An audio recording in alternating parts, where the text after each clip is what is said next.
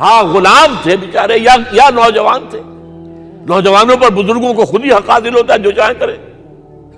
اور غلام تو ملکیت ہوتا ہے، زندہ ذبح کر دے تبھی کوئی پوچھنے والا نہیں.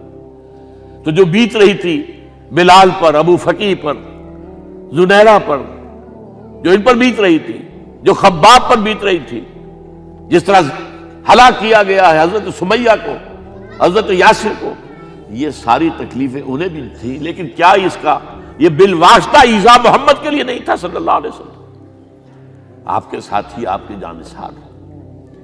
لیکن آپ ان سے بھی کیا کہیں، فصبروا فصبروا فصبروا. جب ابو جہل بدترین ٹارچر کر رہا تھا حضرت سمیہ اور حضرت یاسر کو رضی اللہ تعالی عنہما، آپ کے علم میں ہے کیسی کیسی ٹارچر کی ہے. جوان بیٹے کو باندھ دیا ایک ستون کے ساتھ، اس کی نگاہوں کے سامنے برہنہ کیا ہے ماں کو.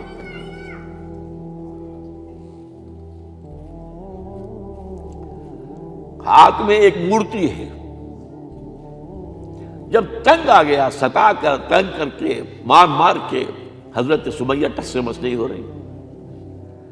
کہتا ہے تم ایک دفعہ کہہ دو سمیہ کہ ہاں اس مورتی میں بھی کچھ ہے، میں تمہیں چھوڑ دوں گا. انہوں نے تھوک دیا، برچھا مارا ہے شرمگاہ کے اندر.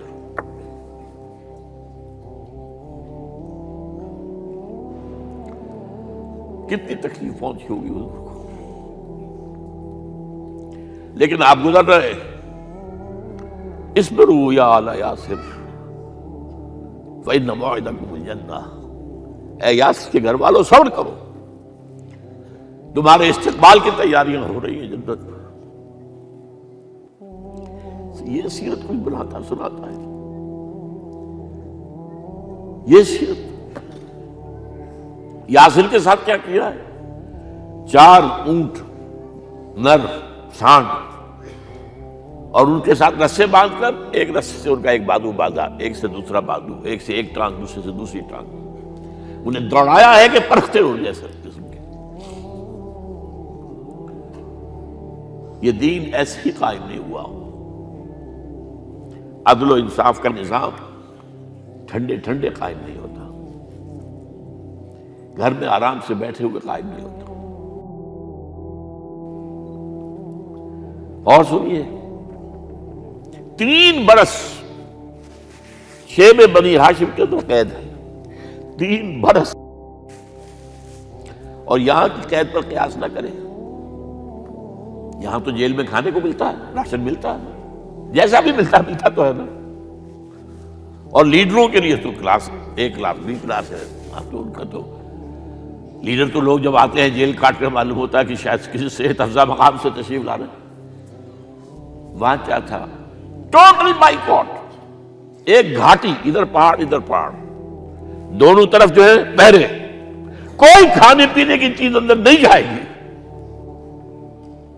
اور پورا خاندان بنی ہاشم، وہ بھی کہ جو ایمان نہیں لائے، وہ قبائلی زندگی تھی نا. بنو ہاشم چونکہ حضور کو پشت پناہی چھوڑنے کو تیار نہیں ہوئے، ابو طالب نے آخری وقت تک بھی ساتھ نہیں چھوڑا. ہاں آخری وقت کے قریب ایک بات ہو گئی تھی. ایک مرتبہ تو ہوا کہ وفد آیا ہے قریش کا کہ اپنے بھتیجے کو روک لو، وہ ہمارے معبودوں کی توہین کرتا ہے.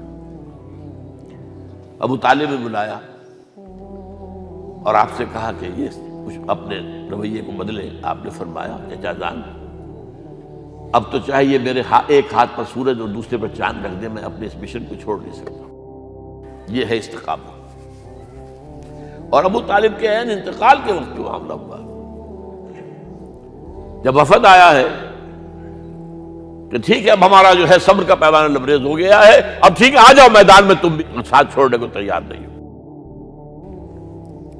ابو طالب نے بلایا، بھتیجے مجھ پر اتنا بوجھ نہ ڈالو جو میں برداشت نہ کر سکوں.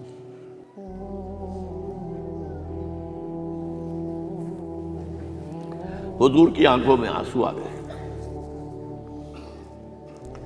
چچا جان اب تو یا یہ بات بری ہوگی یا میں اپنے آپ کو ختم کر دوں، اسی میں ختم ہو جائے. بہرحال شیب بنی ہاشم میں 3 برس اس حال میں گزرے ہیں ٹوٹل بائیکاٹ، کوئی کھانے پینے کی نہیں۔ کچھ لوگ تھے شریف النفس، مثلاً حکیم بن حزام تھے رضی اللہ تعالیٰ، اور بعد میں ایمان لے آئے۔ حضرت خدیجہ کے وہ رشتہ دار تھے، وہ پہاڑ پر چڑھ کر ایک طرف سے رات کی تاریکی میں، دونوں دروازے تو بند ہیں، پہاڑ پر چڑھ کر چوٹی سے نیچے اتر کر کوئی چیزیں کھانے پینے کی دے آئے تو دے آئے، بس صلی اللہ علیہ وسلم۔ کوئی اور ایک آدھ ہوگا ایسا۔ یہاں تک نوبت آئی ہے کہ بنی ہاشم کے یہ پھول جیسے بچے معصوم بھوک سے بلبلا رہے ہیں، اور اس کے سوا کچھ نہیں ہے کہ سوکھے چمڑے ابال کر اس کا پانی ان کے حلق میں ٹپکا دیا جائے۔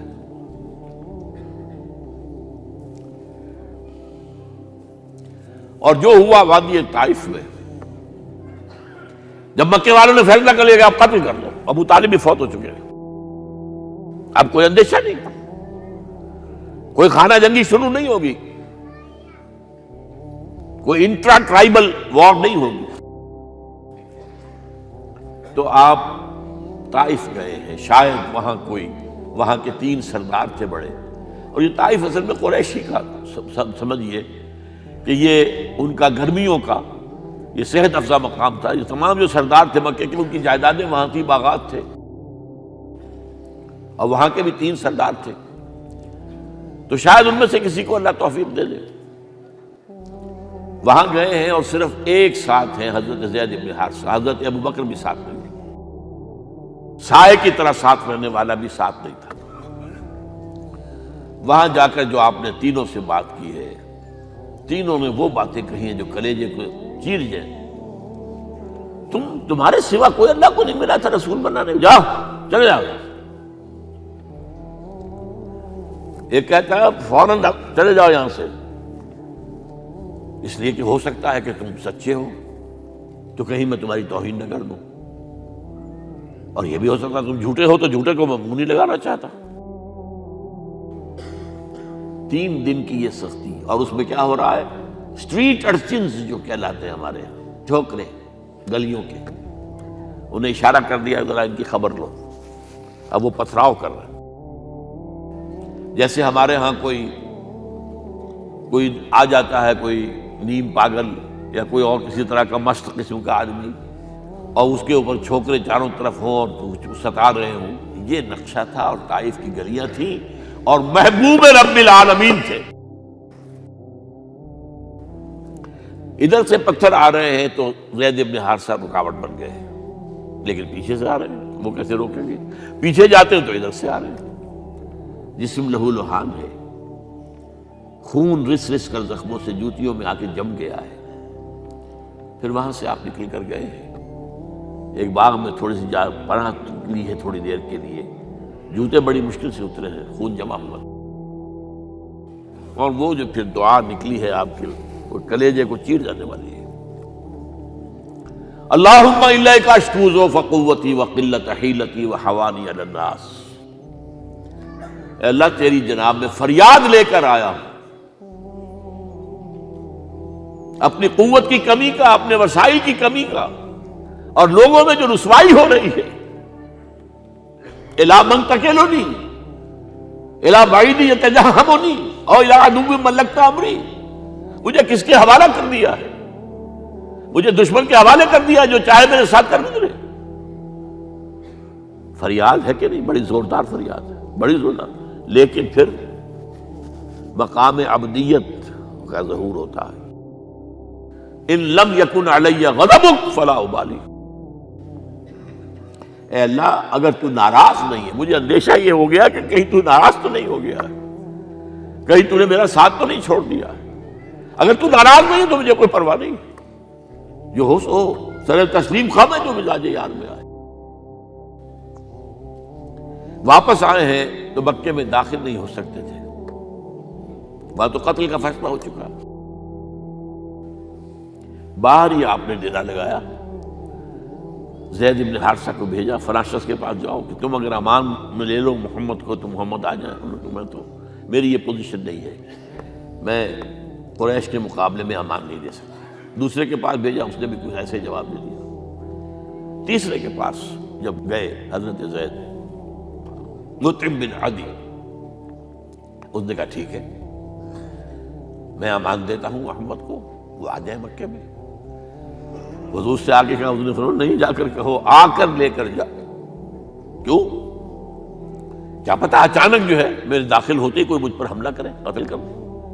وہ تو یہ کہہ سکے کہ ہمیں کیا پتا تھا کہ مطعم نے جو ہے امان دی ہے، I never knew it۔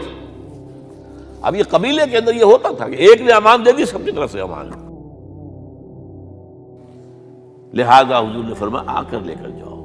وہ اپنے 6 بیٹوں کو ہتھیار سجا کر لے کر آیا ہے اور پھر لے کر گیا حضور کو، کہتا ہوا گزر رہا ہے راستے میں، لوگوں سن لو محمد میری امان میں ہے صلی اللہ علیہ وسلم۔ اس لیے آپ کو مکے کے اندر پھر 2-2.5 سال مزید رہنے کا موقع ملا ہے، اور اتنا بڑا احسان آپ نے مانا پھر مطعم بن عدی کا کہ غزوہ بدر میں جب 70 اسیر تھے قریش کے حضور کے پاس، تو آپ نے فرمایا تھا کہ اگر آج مطعم زندہ ہوتا اور وہ سفارش کرتا تو میں ان سب کو چھوڑ دیتا بغیر کسی فدیے کے۔ بہرحال یہ چند باتیں میں نے آپ کو بتائی، باقی تو یہ کہ غار ثور ہے کیسی کیسی، اور پھر غزوہ بدر سے پہلے کی رات ہے، اور وہ آپ کا زندگی کا طویل ترین سجدہ ہے۔ اس میں جہاں تک یہ الفاظ بھی آپ نے کہہ دیا، اللہ اگر کل یہ جو 313 یہاں جمع ہیں اگر یہ ختم ہو گئے تو پھر قیامت تک تیرا نام لینے والا کوئی نہیں ہوگا، میں آخری رسول اور میری یہ 15 برس کی کمائی ہے۔ اس پر کہا حضرت ابوبکر نے، وہ پہریدار کی حیثیت سے کھڑے تھے، کہ حسبک حسبک حضور بس کیجئے بس کیجئے۔ بہرحال بدر ہے، احد ہے، زخمی ہوئے ہیں، دندان مبارک شہید ہوئے ہیں، خون اتنا بہا ہے کہ بے ہوش ہو گئے ہیں، اور خبر اڑ گئی ہے کہ آپ شہید ہو گئے۔ یہ سب کچھ، اور سب سے بڑھ کر حمزہ کی لاش سامنے آئی۔ کیسی لاش؟ ناک کٹی ہوئی ہے، کان کٹے ہوئے ہیں، پیٹ چاک کر کے کلیجہ چبایا ہوا ہے۔ کس طرح برداشت کیا ہوگا آپ نے؟ اپنے اوپر تاری کر کے دیکھیں، یہ حمزہ کون ہے؟ چچا ہے، دودھ شریک بھائی ہے، خالہ داد بھائی ہے، ساتھ کا کھیلا ہوا ہمجولی ہے، اور اس کی لاش ہے۔ جو قلب اطہر پر بیت رہی تھی وہ مدینے میں آ کر ایک بڑا ماحول بدلا ہوا تھا، تب وہ بات سامنے آ گئی۔ جب آپ مدینے واپس تشریف لائے ہیں تو ظاہر بات ہے کہ زیادہ انصار کے لوگ تھے جو شہید ہوئے تھے۔ بدر میں مہاجرین تو میرے خیال ہے 1/4 تھے نمبر کے اندر، 3/4 تو انصاری تھے۔ اسی طریقے سے احد کے اندر معاملہ ہے، تو مختلف گھروں سے عورتوں کے بین کرنے کی آوازیں آ رہی تھی، اس لیے کہ اس وقت تک بین کرنا حرام نہیں قرار دیا گیا تھا، ممنوع نہیں تھا۔ آوازیں سن کر حضور کی زبان مبارک سے نکل گیا، اما حمزہ فلا بواکی لہو، ہائے حمزہ کے لیے تو کوئی رونے والی بھی نہیں ہے۔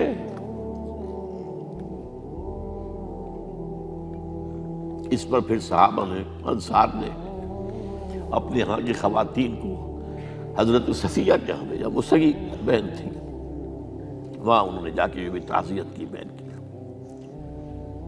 غزوہ احزاب کا آپ نے سن ہی لیا، اسوہ رسول پر نہ معلوم کیا کیا باتیں چیز لوگوں میں مشہور ہو گئی ہیں۔ اسوہ کا لفظ آیا کہاں ہے قرآن میں؟ سورہ احزاب میں۔ وہ اسوہ کیا تھا؟ جب خندق کھودنے کا فیصلہ ہوا ہے تو خندق کھود رہی ہے، حضور بھی لگے ہوئے ہیں، بھاری بھاری پتھر اٹھا کر کندھے پر لا کر باہر پھینک رہے ہیں، پتھریلی زمین تھی، ایک پتھر کسی سے ٹوٹا نہیں تھا، تو حضور نے جو ہے 3 دفعہ جو اس کے اوپر ضرب لگائی تب ٹوٹا ہے۔ لیکن یہ کہ کئی دن کے فاقے ہو چکے تھے، کھانے کو کچھ نہیں، پورا محاصرہ تھا، 12,000 کا لشکر گھیرے ہوئے، یہاں تک کہ آپ کو معلوم ہے کہ گھروں کے اندر بیت الخلا تو نہیں ہوتے، باہر جاتے تھے قضاء، اس کا کوئی امکان نہیں۔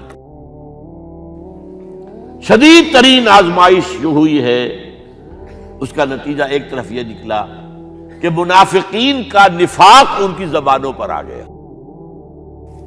قرآن مجید میں ہے یہ انہی آیات میں، ما وعدنا اللہ ورسولہ الا غرورا، ہمیں تو اللہ اور اس کے رسول نے دھوکہ دے کے مروا دیا۔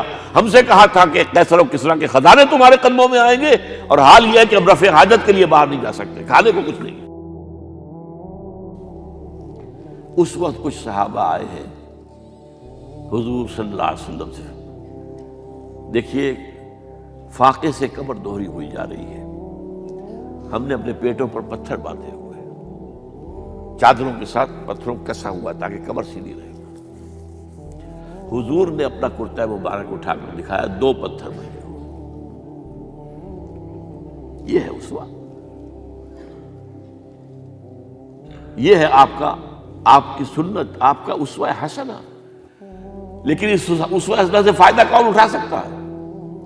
لقد کان لکم فی رسول اللہ اسوۃ حسنۃ لمن کان یرجو اللہ والیوم الآخر وذکر اللہ کثیرا۔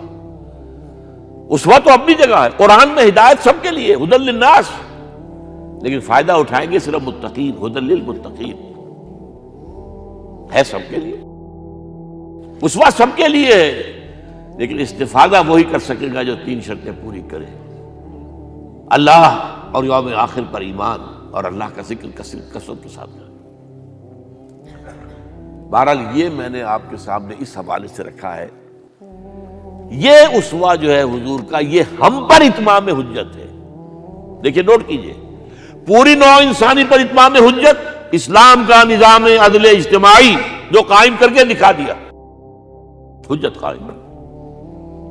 اسے انگریزی میں کہتے ہیں اٹس ڈویبل، کیا جا سکتا ہے، یہ کام ہو سکتا ہے، اس لیے کہ زمین پر قدم بقدم چل کر یہ انقلاب آیا، محنت سے آیا، مشقت سے آیا، ایثار سے آیا، قربانیوں سے آیا، تکلیفیں جھیل کر آیا، صبر و مصابرت سے آیا، استقامت و مقاومت سے آیا۔ یہاں پر معجزوں کی کار فرمائی نہ ہونے کے برابر ہے۔ یہاں دھوپ سے بچانے کے لیے کوئی اللہ نے صاحبان نہیں دیا، ظل اللہ علیکم الغمام، اور بھوک سے بچانے کے لیے من و سلوہ نازل نہیں ہوئے۔ غزوہ تبوک میں ایسا بھی ہوا ہے کہ 3 مجاہدین کا 24 گھنٹے کا راشن ایک کھجور، ایک نے منہ میں رکھی، کچھ چوس لی، کچھ گلوکوز چلا گیا اس میں سے، دوسرے کو دے دی، اس نے چوس لی، پھر تیسرے کو۔ من و سلوہ نازل نہیں ہوئے۔ محنت، مشقت، ایثار، قربانی، صبر، مصابرت، استقامت، مقاومت، یہ ہے اسوہ رسول۔